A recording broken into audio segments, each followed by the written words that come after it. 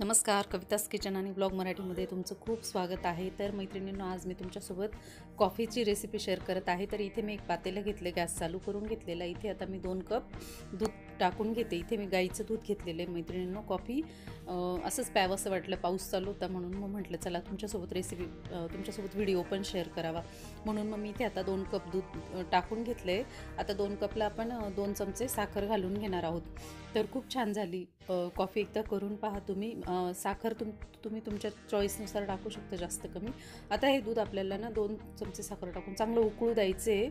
उकळी आल्यावर मी हे चमच्याने व्यवस्थित असं हलवून घेतलं आणि अजून आपल्याला 2-3 मिनटं चांगलं उकळून घ्यायचे दूध, म्हणजे मग कॉफीची टेस्ट खूप छान येते आणि सुंदर येते चवीला पण कॉफी। तर आता इथे मी चमच्याने व्यवस्थित ढवळून घेतले। दूध सारखं वरती येत होतं ना, म्हणून मग आता इथे मी गॅस कमी केलेला आहे। आता अजून 2 मिनटं दूध उकळू देते। मग आपल्याला त्याच्यामध्ये छानपैकी कॉफी टाकून घ्यायची। तर पाहू शकता आता इथे दूध आपलं छानपैकी उकळलेलं आहे, पाहू शकता। आता इथे मी अजून चमच्याने थोडंसं हलवून घेतलेलं आहे आणि गॅस कमी केलेला आहे आणि थोडंसं मोठं पातेलं घेतलेलं आहे, म्हणजे दूध उतू जायला नको म्हणून। तर पाहू शकता तुम्ही, आता इथे छानपैकी आपलं दूध उकळलं आहे। तर इथे मी ब्रूची कॉफी घेतलेली आहे।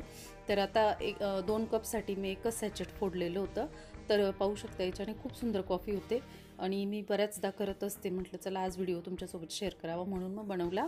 आणि इथे आता मी चमच्याने व्यवस्थित ढवळून घेतले कॉफी टाकून आणि अजून 2 मिनटं आपल्याला कॉफी चांगली उकळू द्यायची। पाहू शकता तुम्ही, खूप सुंदर येते ही कॉफी, एकदा करून पहा आणि पिऊन पहा मैत्रिणींनो।